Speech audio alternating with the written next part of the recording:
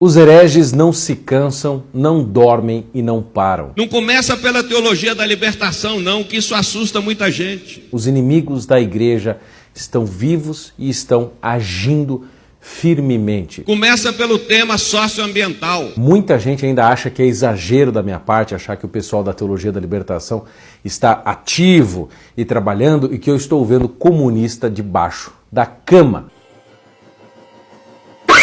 Não é o pessoal mais idiota para pensar um negócio desse, só um tapado para pensar uma coisa desse tipo que não conhece a realidade, principalmente a realidade da Igreja Católica. Aí você vai estar pensando e dizendo, Bernardo, eu não sou católico, eu não tenho nada a ver com a Igreja Católica e a teologia da libertação não me toca, ela não faz mal para mim, eu não tenho nada a ver com isso. Porém, meu caro, deixa eu só me lembrar uma coisa importantíssima. Se não fosse a teologia da libertação, o PT não estaria aqui. Eu não sei quem. Não sei quem. Muito provavelmente, a aliança toda que se formou com o Foro de São Paulo também não existiria por causa da influência da teologia da libertação na colocação de presidentes ou de governos e de culturas esquerdistas e progressistas em vários governos aqui da América Latina. Nicarágua, por exemplo, é um desses exemplos. E tantos outros que o próprio pessoal da teologia da libertação reconhece. Se a nossa vida hoje no Brasil está uma desgraça, nós estamos tentando sair desta lama lentamente com o governo Bolsonaro, e isso vai demorar muito tempo mesmo, é porque, de algum modo, a teologia da libertação contribuiu para que esses governos esquerdistas chegassem ao poder e o número de homicídios aumentasse no Brasil, o nosso ensino caísse a níveis idiotas, estúpidos, somos os piores alunos, né, aí do mundo.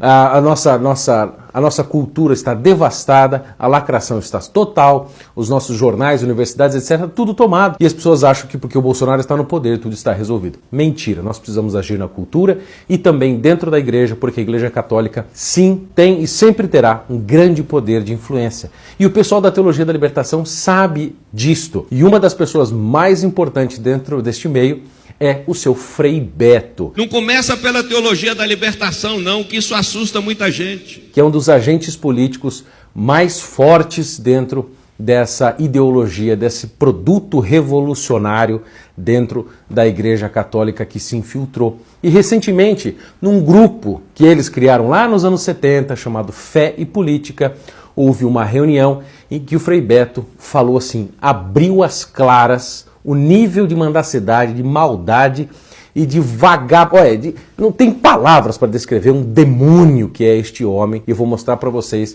o que ele disse no vídeo e vou comentar e explicar aqui para vocês o que este bandido, no sentido eclesiástico da coisa, está fazendo e propondo. Fique atento, porque isso pode chegar até a sua família. Ouça o que o Frei Beto disse no grupo. É sair daqui e fazer tudo isso que a gente debateu esses dias. Sair daqui aonde? Sair do grupo de Fé e Política em que ele estava lá ensinando jovens e adultos católicos revolucionários, católicos entre aspas, a fazer o quê? Reúne na sala da sua casa um pessoal para rezar o terço. Olha que lindo, aí você vai achar que Frei Beto é católico, chamando você para rezar um terço na sua casa.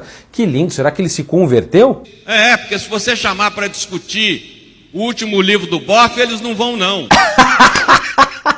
Até ele sabe que o Leonardo Boff está em descrédito e que ninguém lê aquelas porcarias daqueles livros do Leonardo Boff, que mesmo pelos altos intelectuais da teologia da libertação, não é considerado um bom teólogo. Ele é um poster boy, ele tornou-se assim a cara da história, mas ele não é o grande pensador da teologia da libertação. Ele foi usado, vamos dizer, como o garoto propaganda da teologia da libertação, que ninguém lê, aquele livro chato para chuchu, mal escrito, com metáforas e analogias péssimas, né? Ou seja, ninguém aguenta mais ler aqueles livros do Boff. O Frei Beto, obviamente, que é um homem inteligente, percebeu isso e veja o que ele vai propor para solucionar o problema e perverter a igreja e os grupos bíblicos desde dentro. Agora, se você chamar para fazer uma novena para Nossa Senhora de Fátima, eles vão. É claro que a gente vai para fazer uma novena para Nossa Senhora de Fátima. Então, o que ele está dizendo? Não chame as pessoas para discutir o livro do Leonardo Boff ou coisas do gênero. Não começa pela teologia da libertação, não, que isso assusta muita gente. Não chame, porque isso vai dar errado. Você tem que pegar o seu amigo conservador por aquilo que ele gosta, ou seja, rezar um terço e fazer uma novena, por exemplo, a Nossa Senhora de Fátima. E aí, veja o que ele diz para fazer durante esses encontros em que vocês vão rezar o terço com pessoas conservadoras. Ou seja, ele quer perverter esses movimentos conservadores que hoje estão circundando, estão surgindo com grande potência aqui no Brasil. E a partir daí, pedagogicamente... Aí que está a saída do negócio. Aqui que está o creme da mandioca, pedagogicamente. Esta é uma grande preocupação do pessoal da Teologia da Libertação. Sempre foi a educação. Se não fosse o método Paulo Freire, a Teologia da Libertação não teria se espalhado pelo Brasil inteiro. Eu não vou poder explicar isso aqui agora. Se você quiser saber sobre isso, vai ter que esperar o meu filme sair, junto com a Vivi Principal, que a gente espera. Deus nos ajude, você também reza esse propósito, vai sair antes de outubro. Mas é uma preocupação muito grande deles, desde os anos 70, 80. Veja, vou mostrar para vocês aqui, por exemplo, 3 livros que eu tenho na minha casa. Um deles é do Hugo Asman e do Yun Mossung, que são teólogos da Teologia da Libertação, em que eles fizeram um livro grande pela editora Vozes, Imagine Católica, chamado Competência e Sensibilidade Solidária, Educar para a Esperança, em que eles só trabalham a questão da educação para a Teologia da Libertação. Tudo nesse sentido revolucionário o tempo inteiro. Ou este livro, por exemplo, do Martinho Condini, pela editora Paulus, mais uma vez, uma editora católica, Dom Helder Câmara e Paulo Freire. Fundamentos para uma Educação Libertadora. Mesma coisa, preocupação com a educação o tempo inteiro. E este aqui já voltado para a juventude, do Flávio Monhói Sofiati, pela editora da UFSCar. Juventude Católica, o novo discurso da Teologia da Libertação. E o capítulo 4, o último deles, é fechando o livro e colocando o título de A Consolidação do Método Pedagógico e das Opções Políticas, em que ele vai trabalhar isto neste livro aqui. Ou seja, a preocupação educacional desse povo é muito grande. As comunidades eclesiais de base só existe por uma ação através da educação dos movimentos educacionais de base, ou movimentos de educação básica. E aí veja a dica que o Frei Beto vai dar para você cooptar e conseguir se infiltrar e perverter os grupos conservadores. Vá trabalhando com os textos bíblicos. Primeira coisa, usar os textos bíblicos. Então nada de tradição da igreja, santos doutores, catecismo da igreja católica, direito canônico, São Tomás de Aquino, Suma Teológica, Santo Agostinho, São Bernardo de Claraval, Santa Teresa d'Ávila, São Hugo de São Vítor e os doutores da igreja. Não, vá só para a Bíblia, fique na Bíblia, hein? Aprenda com o material do CEBI, aprenda com o material do Carlos Mesters. Pegue o material do CEBI. O que é o CEBI? O CEBI é o Centro de Estudos Bíblicos, que foi uma criação do Frei Beto na cadeia, quando ele estava preso durante o regime militar com outros 2 freis na cadeia, em que eles pegaram um método de um belga, um carmelita belga chamado Carlos Mesters, e introduziram na cadeia para ideologizar e para, vamos dizer assim, trazer o conteúdo revolucionário católico, marxista, da Teologia da Libertação para os presos na cadeia. Eles saem de lá, isso em 73. Aí saem de lá em 78, eles criam de fato o CEBI, como uma instituição de fato. Mas o que consiste o método Carlos Mesters? Na página 152 da biografia do Frei Beto, em que os biógrafos dele contam como é que surgiu o CEBI, esse Centro de Estudos Bíblicos, é dita o seguinte sobre a questão do centro do método de Carlos Mesters para introduzir a revolução através da leitura bíblica. Olha só o que é explicado aqui. A pergunta-chave do Frei Carlos Mesters é a seguinte: o que será que esse povo está pensando? Ele se coloca como discípulo dos pobres e vai aprendendo a penetrar naquele universo sem nenhuma chave de interpretação teórica. E é na prática que ele vai confrontar o evangelho com o que o povo vivia. Ou seja, você não vai ler a Bíblia e não vai entender as Escrituras à luz da tradição da igreja, à luz da própria igreja que escreveu, manteve, consolidou e preservou as Escrituras. Não, você vai ler a Bíblia a partir da sua própria situação pessoal, a partir da sua vivência, você vai jogar luz às Escrituras. Não são as Escrituras que trazem luz para você, só que daí, considerando a individualidade das pessoas e as suas situações, tem 1000 interpretações possíveis. E aí, então, você quebra a Bíblia e a Bíblia simplesmente vira um instrumento e não, de fato, uma luz que joga a verdade e ilumina a nossa vida. Esse é um dos métodos do Carlos Mesters, e também sair fazendo pergunta para instigar as pessoas num certo caminho revolucionário. Quer ver um exemplo?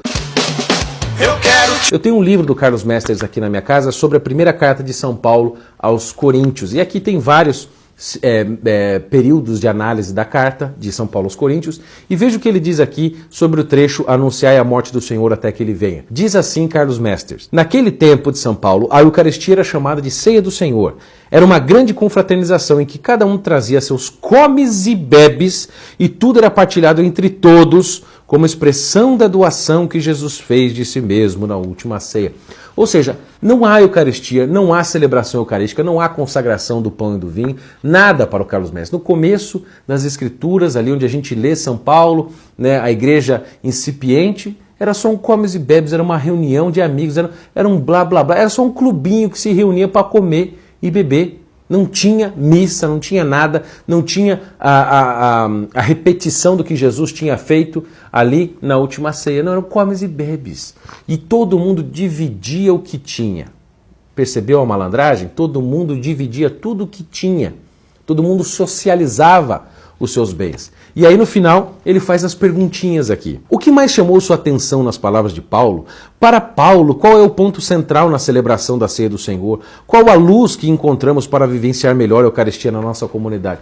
Ou seja, não é você que aprende com o texto bíblico, é você que impõe a sua narrativa ao texto bíblico. Vocês percebem a malandragem da coisa? Ele vira completamente o sentido da tratativa e da relação com as Escrituras e submete às Escrituras à sua vida pessoal. Somando isso, né, a todo o bombardeio de ideologia que a gente recebe, né, e de cultura marxista que a gente está imerso, a gente vai acabar refletindo isso de algum modo na leitura bíblica. Portanto, meus caros, olha, não é possível a gente ler as Escrituras simplesmente sozinho, a gente tem de lê-las dentro da igreja.